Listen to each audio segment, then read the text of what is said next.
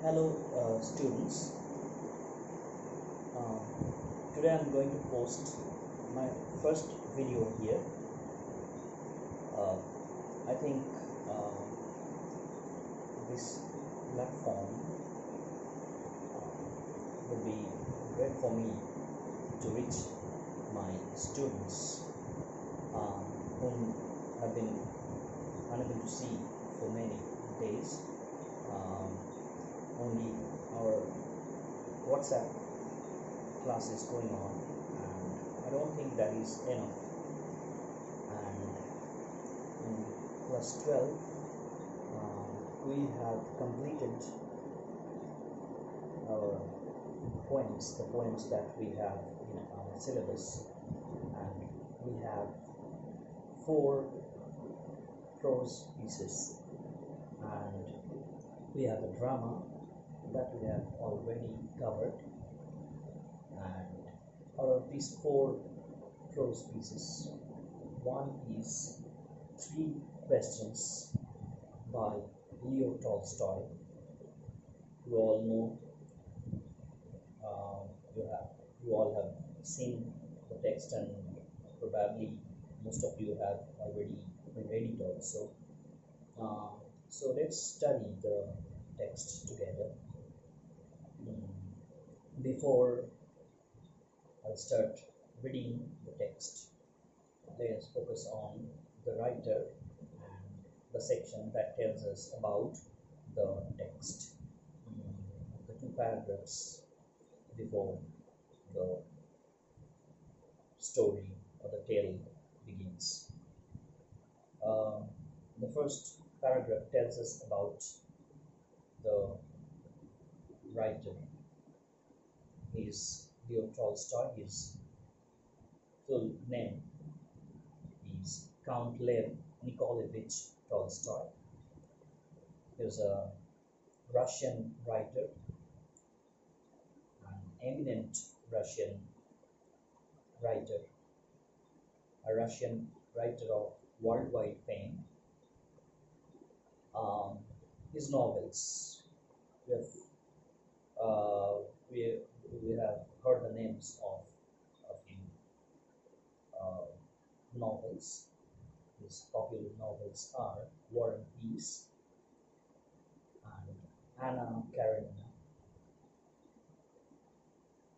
and all are marked by sharp psychological insight and graphic description of reality. And this tale, the second paragraph, is about the text. Through this tale of a Tsar who wanted to know the nature of appropriate counsel and action, Tolstoy reveals an illuminating notion about the duties of man. So through this tale, what the author aims to teach us is that there are some duties and responsibilities. We have our common notion and about what our duties are and which we should prioritize.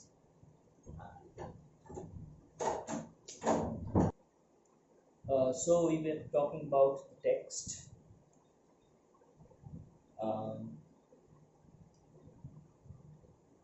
It was first published in 1885, and we will get a clear picture of Tolstoy's intense passion for humanity when we will read this text. So let us first focus on the title of the text, that is 3 questions.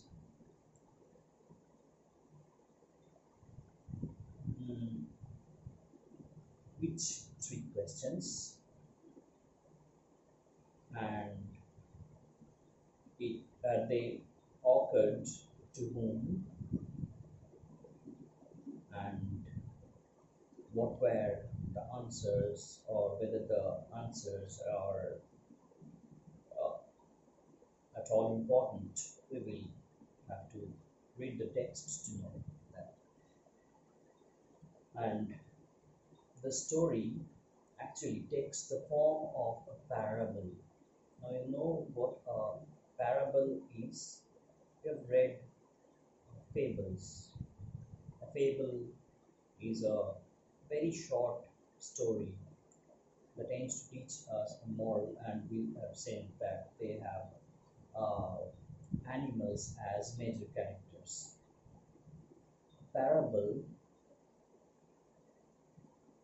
in a parable, we will have human beings as characters, and they also aim to teach us a lesson.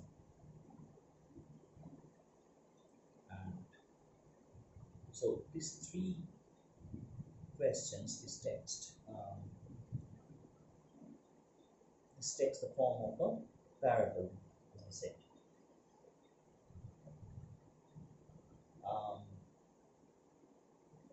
Some moral values, as I said, that this is in a more of a parable. Um,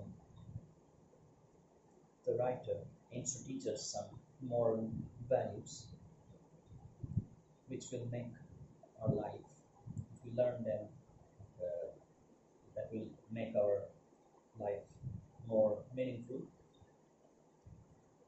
And in this story, first look at the characters that we will find here. They are a czar, a hermit, and a third character, a bearded man. Now, these two characters are major characters, and this is the third character. And first, let us know what czar means. Let's look at the spelling, Tsar, as it is written here. It can be spelled in different ways, maybe Czar, it may be Tzar. That's how we find these words. And it may be also Csar, and they are also pronounced differently. The word is pronounced either Z or Sar or Sir. So these are the three different pronunciations that you find. Okay, now three questions. Okay, before coming to those three questions, let's know what Tsar means. Tsar is a ruler. So originally it is a title to designate a supreme leader of Eastern Europe. So that's how it originated. That's where it originated. It used to designate the supreme leaders of Eastern Europe, and later it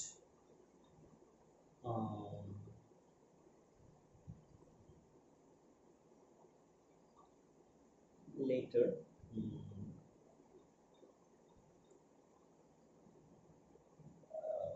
the Russian society, the Tsar is more popular. Not now. There used to be Tsars. Originally, they were the Bulgarian monarchs or rulers from the 10th century, and later from 1547 the supreme leader the supreme ruler of Russia, of the Tsardom of Russia, just like kingdom, Tsardom of Russia. So that supreme ruler uh, was called Tsar. And we also see, let's see the second character, hermit. Now, who is a hermit? A hermit or eremite is a person living in solitude, and as it's part of a religious discipline, and such people live in the woods or in the mountains, in the mountainous cave. So they live a life of seclusion or solitude. And there is a third character, a buried man, has a brief role to play in the story, associated with an event that will be an awakening one. So let's start. 3 questions. Now, that is very important. You need to know what the 3 questions are, and what do they have to do with the Tsar? What connection do these 3 questions have with the Tsar? So that you need to know. It once occurred to a certain Tsar. Let's read from beginning. It once occurred to a certain Tsar. Occurred means it just came to the mind of Tsar, suddenly came. The Tsar, that particular Tsar, suddenly started thinking about these questions. And what are these 3 questions? They are the right time to begin everything. That is, what will be the right time to begin anything, and who were the right people to listen to, and whom to avoid. That's the second question, whom to consult and whom to avoid. And the third one is what was the most important thing to do, the most important action.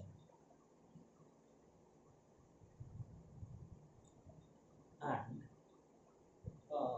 what will how the answers to these questions will help the Tsar.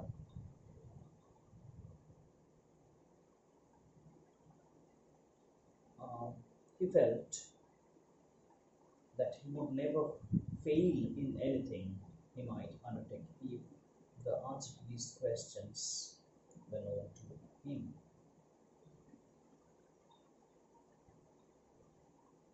So let's not forget the 3 questions. Check them once again. The 3 questions: the right time to begin everything, the right people to listen to, and the most important thing to do. These are 3 things he wanted to know. That's how they were those 3 questions. And when these questions occurred to him, what did he first do? And this thought having occurred to him, he had it proclaimed throughout his kingdom that he would give a great reward to anyone who would teach him what was the right time for every action, and who were the most necessary people, and how he might know what was the most important thing to do. So he announced, or he declared throughout his kingdom, that a great reward would be given to the person who would satisfy the Tsar with his answers. And as a result, the learned men, they came to the Tsar, but they all answered his questions differently, and that the Tsar didn't like. They answered the same questions in so many different ways. So, what was the first question? Right time to begin everything. What were the answers that he got? They answered in different ways. Some said that to know the right time for every action, one must draw up in advance a table of days, months, and years, and must live strictly according to it. Only thus, said they, could everything be done at its proper time. So, a proper planning would help one do the right thing at the right time, to start doing a particular thing at the right time. One needs proper planning. There were others who declared that it was impossible to decide beforehand the right time for every action. So we cannot decide beforehand. But that, not letting oneself be absorbed in idle pastimes, one should always attend to all that was going on. So one should remain focused, be ready, and not spend time idly. And only thus could everything be done in its proper time. And that answer also couldn't satisfy the Tsar. And there were others who said that however focused, however attentive the Tsar might be to what was going on, it was impossible for one man to decide correctly. So it was impossible for one man to decide. That means a council of wise men is what a person needs. But just remember, it's not about one ruler, it's about any common man. For any common man to do any action, it is not always possible to depend on a council or a group of wise men. So that was the third suggestion. So those wise men would help him to fix the proper time for everything. That was their suggestion. And there were some others who thought that there were some things which could not wait to be laid before a council. So it cannot be discussed with everyone or placed before a council. And but about which one had at once to decide whether to undertake them or not. But in order to decide that, one must know beforehand what was going to happen. So what was going to happen, one must know beforehand. How? They will need a magician's help. So it is only magicians who know that how what is going to be held, what is going to happen. That is magician's job, or maybe an astrologer's job to predict things. Sometimes they succeed, sometimes they fail. So these were the answers that I got in reply to the first question. Equally various were the answers to the second question. There were various answers to the second questions. The author hasn't discussed them. Some said that the Tsar needed. So what was the second question that offered to him? Right people to listen to and whom to avoid. Some said the people the Tsar most needed were his counselors. Some said priests. Some said that a ruler needed the help of the doctors, while some say the warriors were the most necessary people whose guidance the Tsar must take.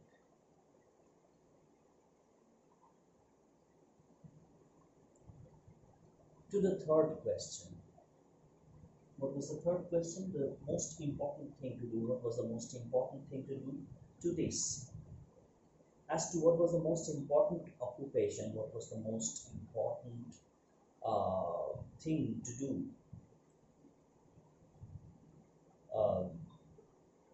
there were various answers. Some replied that the most important thing in the world was science. So people prioritized things in different ways. It's according to their own likes and dislikes.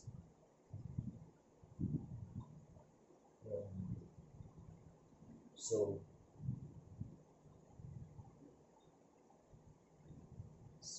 some replied that the most important thing in the world was science. Others said it was skill in warfare, and others again it was religious worship. So it is like the answers that he got to his second question. Some said that the ruler must take the help of the warriors, and some said he should take the help of the priests or the doctors. So the second and the third question, the answers are quite similar. All the answers being different. All the answers. So there were various answers to the three questions. As a result, the Tsar did not agree with any of them and gave the reward to none. So everyone was expecting a reward, came with an expectation that he would win and that he will get that reward, that he will be rewarded. But that didn't happen. The answers couldn't satisfy the Tsar. So if we break the text or divide the text in different sections, and this is where the first section ends, because the questions that came uh, to the Tsar, we know the questions, and he proclaimed, he declared, he announced uh, throughout his Tsardom, and people came with their answers to win a reward, but that didn't happen because their answers couldn't satisfy the Tsar. So, what happened next? This is where I think the second section begins.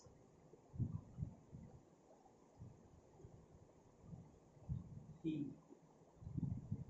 decided to consult a hermit, well known for his wisdom, or renowned for his wisdom. So there was a hermit whom everyone in the Tsardom knew, and this time the Tsar thought that he would go to that person. The hermit lived in a wood which he never quitted, and he received none but common folk. There is a word here that is quitted. The hermit lived in a wood which he never quitted. These days we do not use this word quitted here. It's the past form of the verb quit. We know that now that use, quit, quitted, is non-existent. That no longer exists. What we use, the three forms that we use are quit, quit, and quit. The form remains the same. And so the hermit lived in a wood, a forest, which he never left, which he never quitted. Quit means which he never left, he stayed there. And he received none but common folk, none but, that is only, he met, or he allowed only the common people to come to him. So, as the Tsar is not a common person, so if he wants to go to that person, he will have to look like a common person, a common man. So the Tsar put on simple clothes so that he would look like a common person, and before reaching the hermit's cell, dismounted from his horse, because a common man doesn't, or at that time didn't travel in a horse, didn't ride a horse, and leaving his bodyguard behind, and also the Tsar, being the supreme ruler, had a bodyguard with him, who came with him to a certain distance, and he left his bodyguard behind and went on alone, because he had to do that. When the Tsar approached, the hermit was doing what? We must know what the hermit was doing when he was first seen. The hermit was digging the ground in front of his hut. Seeing the Tsar, he greeted him and went on digging. The hermit was frail and weak. He was an old man, and he was weak. And what the thing that he was doing? He was digging the ground in front of his hut. He was doing it, and despite being an old man, he didn't take anyone's help, and he loved to be like that.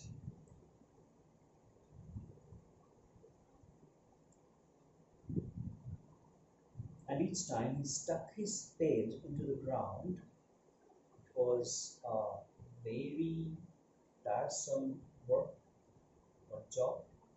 So each time he stuck his spade into the ground, even for a normal human being, it's very difficult. And for an old man, it is more difficult to work like that. So each time he stuck his spade into the ground and turned a little earth, he breathed heavily.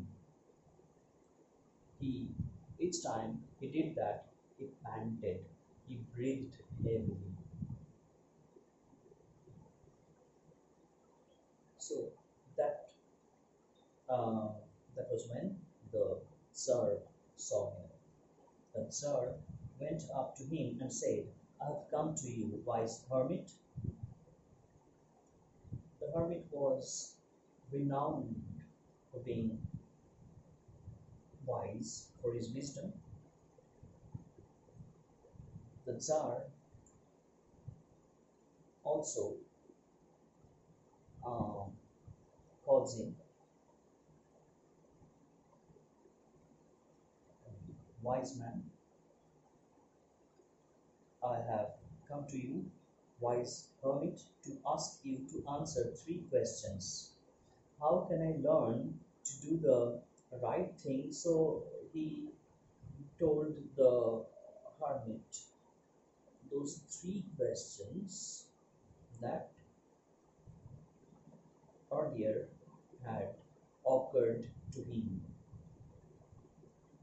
How can I learn to do the right thing at the right time? That is the right time to begin any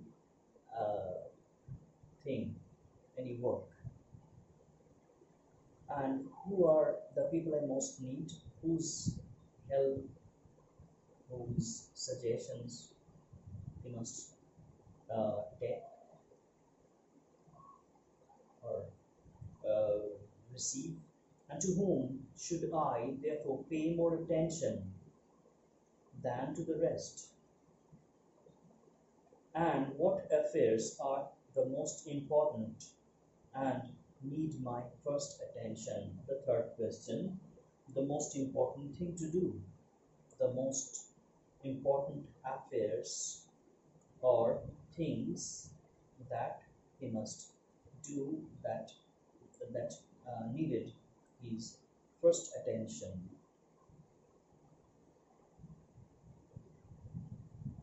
The hermit, did he listen to the Tsar? Yes, he listened. Did he reply? No, he didn't. He answered nothing. He just spat on his hand and recommenced digging. Recommenced. Commence is to begin or to start. Recommence, to restart or to start again. He stopped for a while in order to listen to the Tsar, and he started doing the thing he had been doing. "You are tired," said the Tsar. "Let me take the spade and work a while for you." It was quite clear that the hermit was quite tired. He was visibly tired. As he spat on his hand, when does a man do that? When one is very tired, immensely tired, and continues to do the same hard work, he does that. And it was clear to the Tsar that was very much tired. So, "You are tired," said the Tsar. "Let me take the spade and work a while for you. Did you accept the proposal or not?" "Yes," he accepted. He said, "Thanks," said the hermit, and giving the spade to the Tsar, he sat down on the ground. He was indeed very, very tired. When he had dug two beds, the Tsar stopped and repeated his questions. We must not forget why the Tsar came to the hermit. He had these three questions. The answers were very important for him to know, according to him, or he felt like that.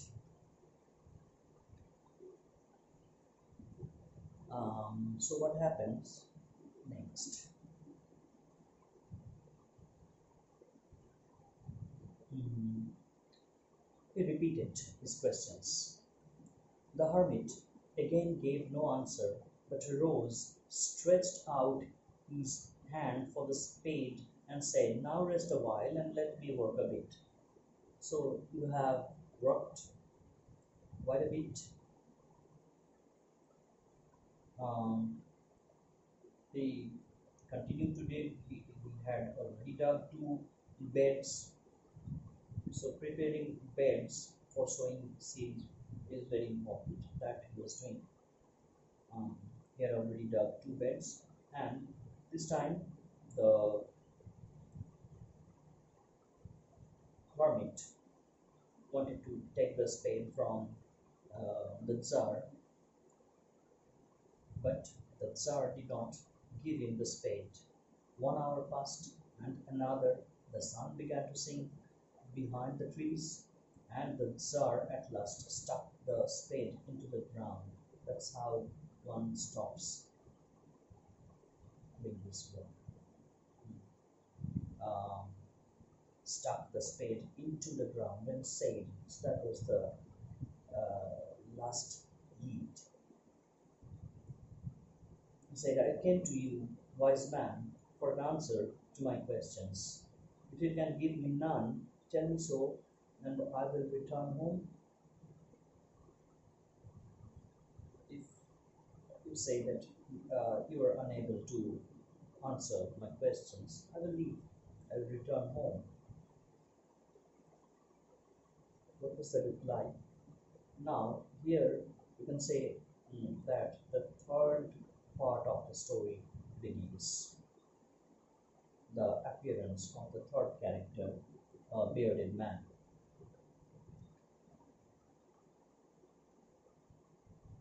Um, it was the hermit who first noticed the person coming. Says, "Here comes someone running," said the hermit. "Let us see who it is. Someone comes running. Let's see who it is." The Tsar turned round. So that person was coming from behind, and the hermit could see him as he was actually facing the Tsar. The Tsar turned round and saw a bearded man come running out of the wood. The man held his hand pressed against his stomach. So hand pressed against stomach means something. It suggests something. Let us read. Blood was flowing out, flowing from under them. So he was pressing uh, against, pressing his hands against his stomach. He was seriously injured, and blood was gushing out, which he wanted to stop that way. When he reached the Tsar, he fell fainting on the ground, moaning feebly. The Tsar and the hermit unfastened the man's clothing. So when one in such a serious condition needs immediate treatment, the first thing that needs to be done is to um, unfasten the man's clothing. Those tight clothes must be removed. And the thing that was discovered was a large wound in his tongue. The Tsar washed it as best as he could. So this time the Tsar's uh, duty was to, or his responsibility was to uh, treat the wounded man.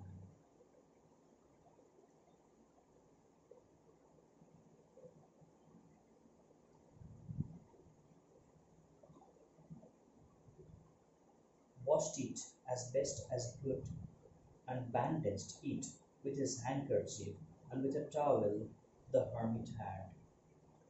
The hermit provided him with a towel. But the blood would not stop flowing, and the Tsar again and again removed the bandage, soaked with the bandage was every time it was pressed there, it became soaked with warm blood. Blood, as we all know, is warm when it gets out. Um, and washed and rebandaged the wound. So he had to do that many a time. When at last the blood ceased flowing, cease, C-E-A-S-E means stop. There are two C's. One is C-E-A-S-E and the other is S-E-I-Z, that is different. So cease means C-E-A-S-E, cease means stop. Blood stopped flowing finally. The man revived, felt well, recovered, and asked for something to drink. He was thirsty. The Tsar brought fresh water and gave it to him. Meanwhile, the sun had set and it had become cool. So the Tsar, with the hermit's help, carried the wounded man into the hut and laid him on the bed. Lying on the bed, the man closed his eyes and was quiet.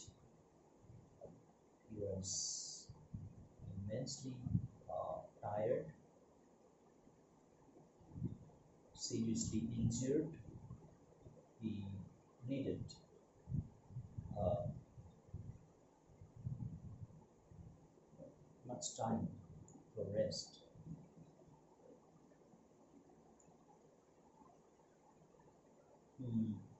So what happened? The sun had set then. Meanwhile, the sun had set. So it happened. All these things happened in the at sunset time. The sun had set. It had become cool. So the Tsar, what happened? So the Tsar, with the hermit's help, carried the wounded man into the hut. So finally, he was carried into the hut. Earlier, he got this treatment just outside the hut, and there laid him on the bed. Lying on the bed, the man closed his eyes and was quiet. But the Tsar was so tired with his walk and with the work he had done that he crouched down on the threshold and also fell asleep so soundly that he slept all through the short summer night. Summer nights are short, and during this short summer night, the Tsar also fell asleep. Why? He was very much tired,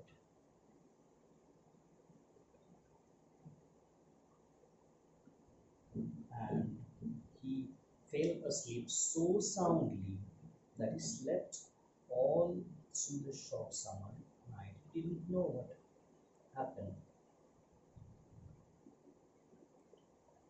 And when he awoke in the morning, it was long before he could remember where he was and who was the strange bearded man lying on the bed and gazing intently at him with shining eyes.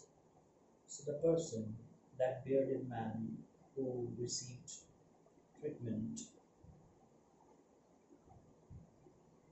was gazing at him with shining eyes, as if with utter surprise. Why am I here? What am I doing here? And then those questions occurred to the Tsar. And uh, when the bearded man woke up, he saw the Tsar, whose uh, treatment helped him recover. And he said, with shining eyes, because he saw, he was gazing at him with awe, um, and with shining eyes. And the first thing he uttered, he said, "Forgive me." So, how can an injured man who got treatment say like that? Forgive, forgive, forgiving what? Said the bearded man in a weak voice. Uh, he must be very weak because of the injury. When he saw that the Tsar was awake and was looking at him, he said that, "Forgive me. I do not know you and have nothing to forgive you for." The Tsar was utterly surprised. Why would he forgive that person? Who was he to forgive that stranger, that unknown person? And the man said, "You do not know me, but I know you. I know very well who you are, and I know very well why I am here. I am the enemy of yours who swore to revenge himself on you because you executed his brother and seized his property." So he came here to take revenge. He knew that the Tsar was here. I knew you had gone and that he was alone. I knew you had gone alone to see the hermit, and I resolved. It was a very strong uh, willingness or desire that he must do this. I resolved to kill you on your way back. When you will return, I will get you and I will attack you and I will kill you. But the day passed and you did not return. So just remember now why the Tsar had to stay there for such a long mm, period, because he was waiting for the answers, right? That's why he didn't return uh, and the person had to wait for a long time. And then what happened? So I came out from my ambush to find you. I was in search of you, where you have gone. And as I came out from my ambush to find you, I came upon your bodyguard. Quite unexpectedly, I saw your bodyguard who was waiting for you. And they recognized me and wounded me. That's how I got this injury. I escaped from them, but should have bled to death. Should have bled to that didn't happen. He didn't die. Someone saved him, and it was because of the treatment that he got. He recovered. He should have led to death had you not dressed my wound. Had you, rather, had you two, you and the hermit. The hermit also lives in how he assisted the Tsar in doing the task. Dressed my wound, I wished to kill you, and you have saved my life. It was my uh, decision to kill you. I couldn't, and you saved my life.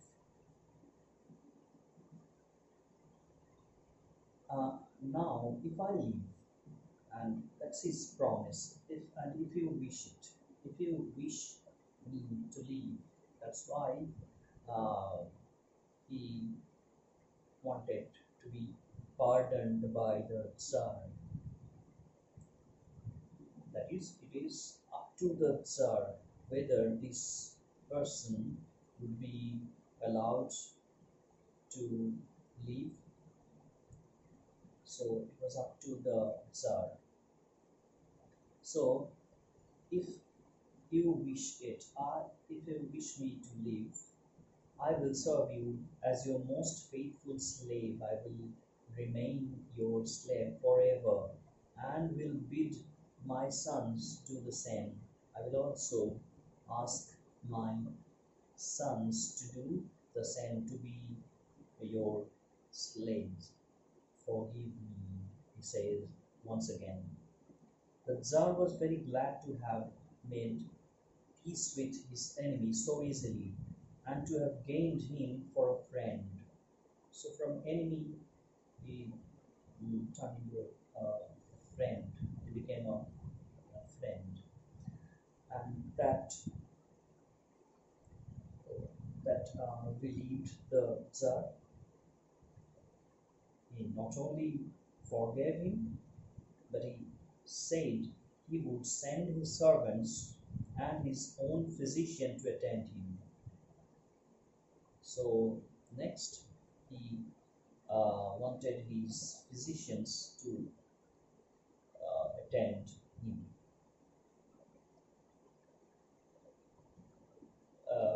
My own physician to attend him, and promised to restore his property that was seized.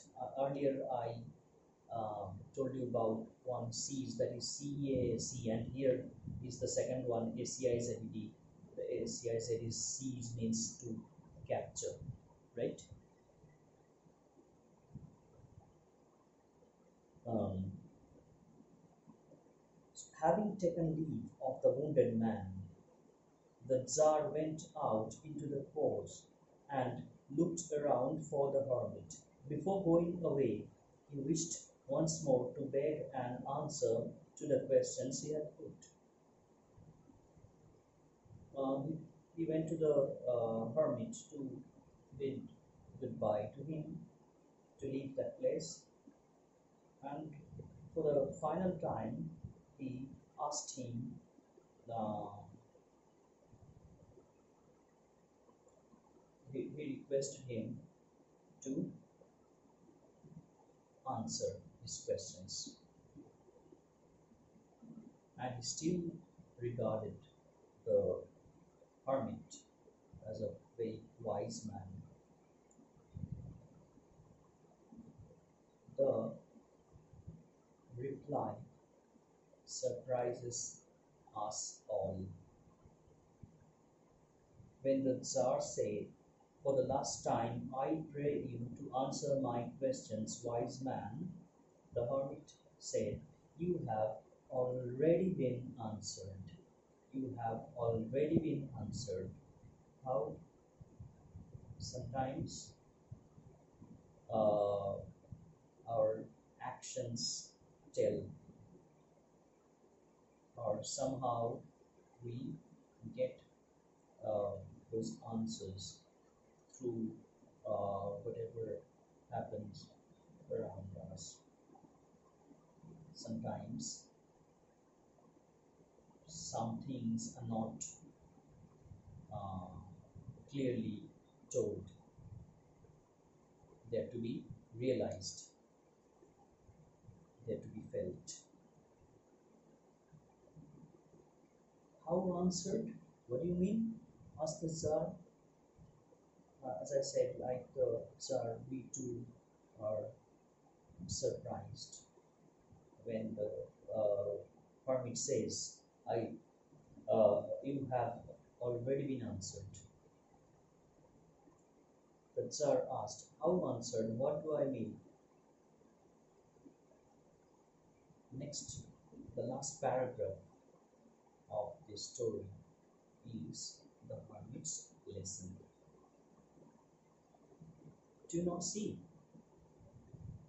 replied the hermit, "if you had not pitied my weakness yesterday and had not dug those beds for me, but had gone your way, that man would have attacked you. That didn't happen. That would have happened had you left me, had you left this place."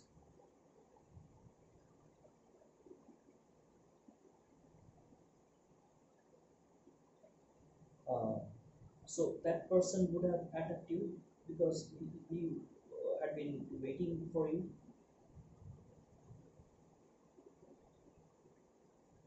So that didn't happen only because you stayed here for a long time.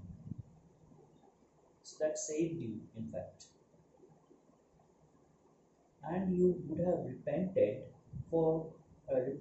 of not having stayed with me, had you gone, had you left me and been attacked by that bearded man. You could have repented. That didn't happen. So the most important time was when you were digging the beds.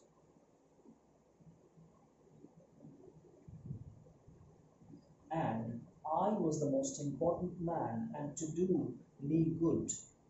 We all know how the Tsar did good to the hermit. So that was the most important business, or the most important affair or job, the way he helped the hermit. That was the thing that had to be done. Afterwards, later what happened? Afterwards, when that man ran to us, the most important time was when you were attending to him. So in the next part, when that person came, um, that was the thing you did. When the man ran to us, the most important time was when you were attending to him. So that was the right time to begin everything. That time you didn't wait, and immediately you attended to that injured person. So that was the right thing you did.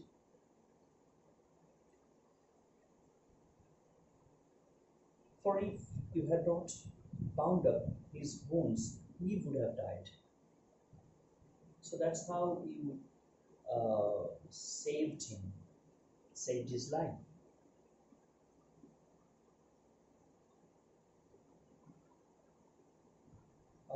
And would have died without having made peace with him. So he was the most important man. So the most important uh, man or the thing or the affair that one needs to do, the most important business. So finally, as I said, this is in the this text, this story takes the form of a parable. It aims to teach us a lesson. So this story, the last few lines tell us, or here the hermit tells the Tsar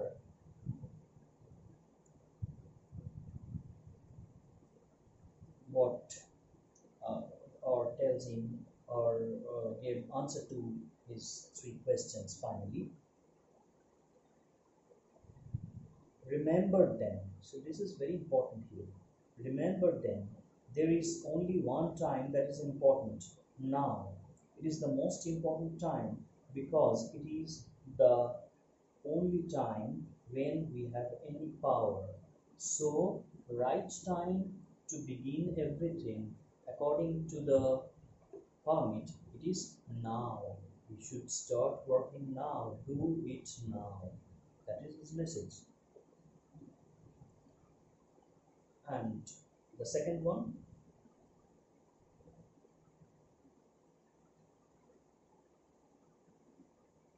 um,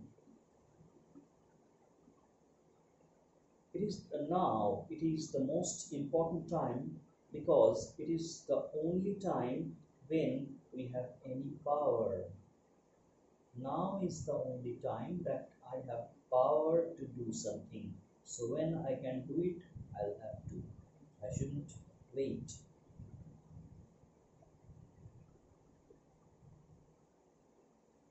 The most necessary man is he with whom you are. Who are the right people to listen to? So they are the people with whom you are, the people around you. Anyone around you can guide you, can tell you what you should do or and what you shouldn't. For no man knows whether he will ever have dealings with anyone else. How can a man know whether uh, he has any dealing with any particular man? Any man can help us that way.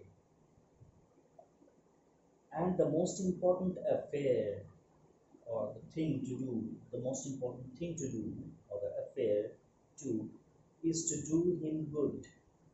So our job is to be with these right people and to do good, to be good.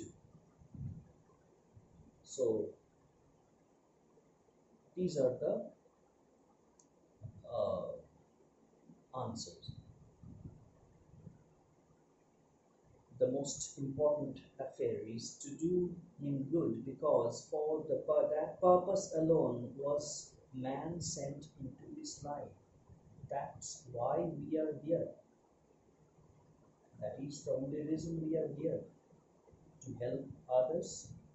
So that message is not applicable to a ruler only.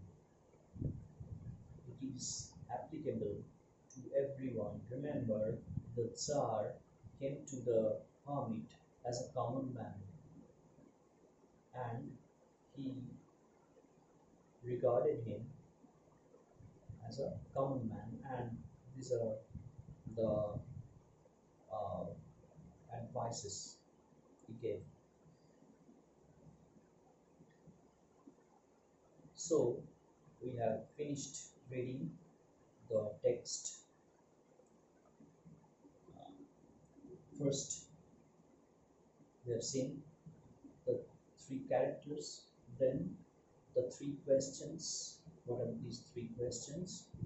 We should read this part very well. What are the three questions?